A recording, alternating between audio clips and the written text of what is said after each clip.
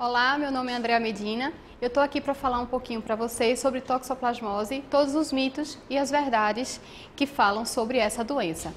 A toxoplasmose é causada por um parasita chamado Toxoplasma gondii, é um protozoário que acomete diversas espécies, dentre elas o ser humano.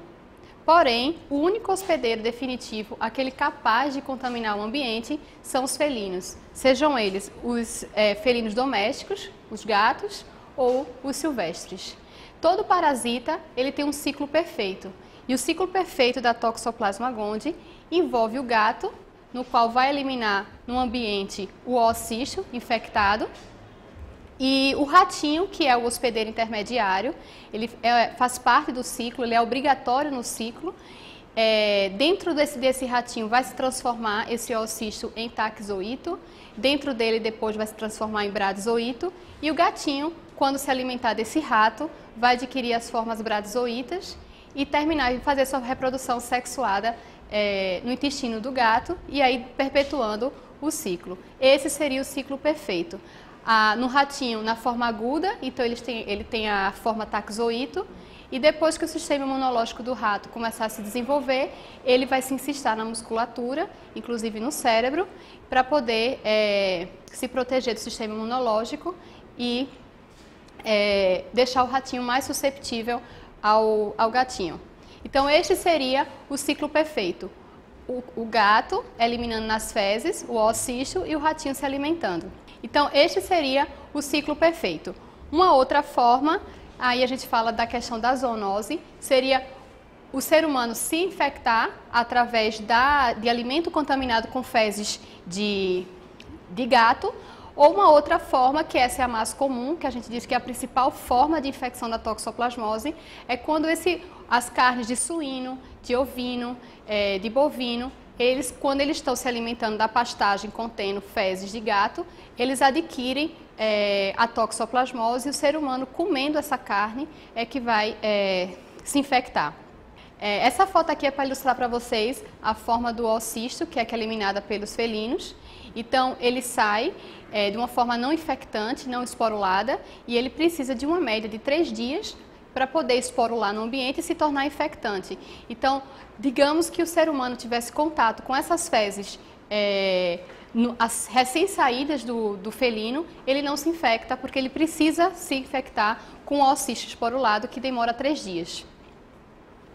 Essa é a forma taxoíto, que vocês estão vendo, na forma aguda da doença. Essa é que vai causar tanta preocupação que a gente tem com os seres humanos, que é o aborto, é a forma taxoíto, que é uma forma rápida e ela é capaz de invadir todos os tecidos. Então, a gente tem um exemplo aí de fígado, baço, linfonodo, pulmão, sistema nervoso central e placenta. À medida que o nosso sistema imunológico começa a se desenvolver, o taxoíto ele é muito sensível ao sistema imunológico. Então, à medida que o nosso sistema imunológico começa a se desenvolver, a forma taxoíta ela vai arrumar uma maneira de burlar esse sistema imunológico. Então, ele se transforma em bradizoíto, se encistando. Então, o sistema imunológico não consegue reconhecer ele, e essa forma ela fica por toda a vida. Por isso que quem tem toxoplasmose para sempre vai ter toxoplasmose. Essa é a forma de bradizoíto, essa é a forma que não tem capacidade de invasão tecidual, ela fica encistada, e é a toxoplasmose crônica. Então, isso aí é uma representação de um tecido muscular em que a gente pode observar um cisto de bradizoíto. Então, essa é a principal forma de infecção. É o gatinho se alimentando do seu hospedeiro intermediário. Essa é a forma de predação. Então, essa é a principal forma de infecção. Um detalhe é que as formas taxoítos, quando está invadindo os tecidos, ela também invade o cérebro.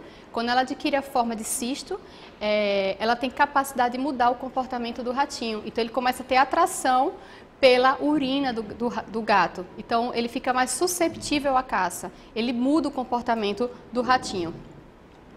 De modo geral, a clínica do ser humano, quando está infectado com toxoplasmose, ele vai ser, o paciente tem normalmente uma febre, ou às vezes um mal-estar, e que passa rápido e que ninguém vai saber, ou ele vai saber que ele entrou em contato com a toxoplasmose. No entanto, a nossa preocupação com a toxoplasmose são com os pacientes imunodeprimidos, por exemplo, aqueles que estão tomando quimioterápicos, que baixam a imunidade, os idosos e as gestantes, porque atravessa a placenta e, dependendo da fase de gestação, ela pode causar anomalias severas no bebê. Essa é a famosa clínica de um bebê infectado por toxoplasmose intrauterina. Então, a gente chama tetra de Sabin. Então, é super grave, pode levar ao aborto ou lesões irreversíveis. Então, a gente sabendo disso, que ela pode causar essas lesões em bebês, a gente começou a ter aquele mito que eu preciso me afastar dos felinos para poder não me infectar por toxoplasmose, porque é muito grave. E aí a gente vai começar a quebrar esses tabus. A gente não precisa ter medo deles. Primeiro ponto é que eu preciso ter meu gato que ele tenha hábitos de caça, porque essa é a principal forma de infecção. Então, se meu animal ele fica sempre dentro de casa, ele não é um potencial a ter toxoplasmose. Eu preciso que meu gato ele tenha aquele hábito de caçar, seja passarinho, seja os ratinhos. Mas aí eu tenho meus gatinhos, que eles são acostumados a comer apenas ração dentro de casa, então eles diminuem a chance de estar infectado e, consequentemente, contaminar o ambiente através de suas fezes. Existe uma possibilidade dele pegar toxoplasmose, mesmo que ele não tenha hábitos de caça, seria através de vetores mecânicos de carrear esses oocistos e depositar na ração dele. Mas isso também não é o ciclo perfeito da toxoplasmose. Ele diminui, já tem trabalhos que afirmam que ele diminui consideravelmente a quantidade de oocistos nas fezes quando é essa forma de infecção do gatinho. Então, basicamente, eu preciso ter meu gato caçador para aumentar as chances aí de eu pegar a toxoplasmose. E tem uma coisa muito importante que a gente precisa saber, é que o felino ele só elimina uma vez os oocistos nas fezes durante um período de mais ou menos uma semana por toda a vida. Então, durante uma semana na vida dele, ele vai eliminar toxoplasma se ele se infectar e nunca mais. Então, a chance é muito pequena de naquele momento eu ter acesso às fezes, ingerir essas fezes durante esta semana em que ele está eliminando. Então, uma maneira da gente evitar, prevenir a toxoplasma é a gente coletar as fezes diariamente das caixinhas de areia dos gatinhos. O ideal é que ela seja coletada sempre, todos os dias, porque a gente sabe que para ocorrer a forma infectante, a forma esporulada, eu preciso de mais ou menos 3 dias no ambiente. Então, se eu coletar as fezes todos os dias, não existe chance de eu pegar a toxoplasma. Além disso, o gato ele tem um grande hábito de limpeza. Então, ele não vai carregar esses oocistos no pelo. Vale ressaltar que a toxoplasmose em felinos não causam diarreia. Então, eles continuam com as fezes sequinhas, que não vai melar o bumbumzinho dele. Então, ele não fica carregando o oocisto no pelo. Então, pode abraçar, que não vai ter chance de pegar a toxoplasma. A gente sabendo de tudo isso, a gente sabe que grávidas podem conviver muito bem com seus gatos. Inclusive a separação das gestantes dos seus animais de estimação pode ser muito mais traumático do que evitar sem ter sentido essa separação. Na dúvida, a gente leva o gatinho para o médico veterinário, que ele pode pesquisar através de exames de sangue, sorologia, para saber se o gatinho está na fase da eliminação de oocistos, se ele não está na fase da liberação, se ele é um animal positivo ou se ele não é um animal positivo. E os cães?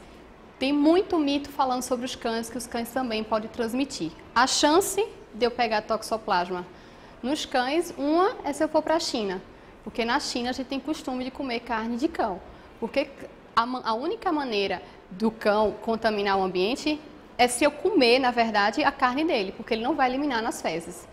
Então, a gente não tem chance de pegar a toxoplasmose pelo cão.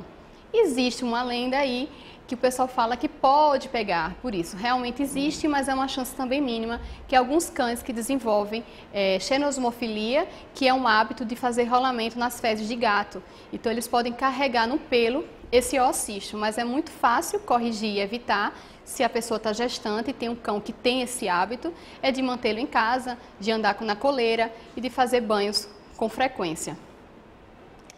O pombo, também a gente vê muito isso falando na mídia, falando que o pombo, ele transmite toxoplasmose, e mais uma vez, a única forma do pombo transmitir a toxoplasmose é se eu comer carne de pombo, lembrando que também tem que ser mal passada ainda, para a gente poder se infectar, porque eles não eliminam nas fezes. Quem ele contamina o ambiente são os felinos, os únicos animais que podem transmitir a toxoplasmose são os felinos. Então esse é o nosso grande vilão, que é a carne mal passada, que vai ter os cistos de brazoíto, de toxoplasma na carne. Como ele é microscópico, a carne ela fica muito bonita, e ninguém sabe que naquela carne a gente tem toxoplasma. Então uma maneira da gente evitar é não comer carne mal passada e dar preferência sempre para as carnes de boa procedência, as carnes com selo federal, as carnes que a gente sabe de onde veio. Lembrando que os suínos, eles são mais susceptíveis à toxoplasmose, então eles possuem muito mais cistos de brazoíto na musculatura do que o próprio bovino, então ele é um animal que a gente tem um pouquinho maior preocupação, mas é aquele mesmo ponto, basta a gente não comer carne mal passada e a gente saber a origem dessa carne.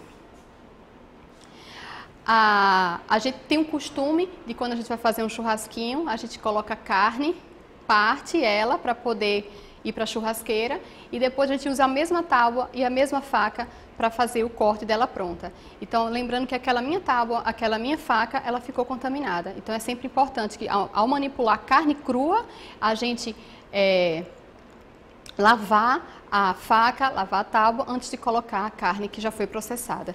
A gente também tem que se preocupar com as verduras, porque ela vir já contaminada do ambiente com os oocistos, ou essa contaminação cruzada através da manipulação com a carne e a gente comer a salada natural. Uma coisa que é bom a gente evitar é isso aí, a gente dá carne crua para os nossos animaizinhos, eles adoram, mas eu só estou facilitando a transmissão. Em vez de ele caçar, a gente mesmo está dando a carne contendo os brazoítos.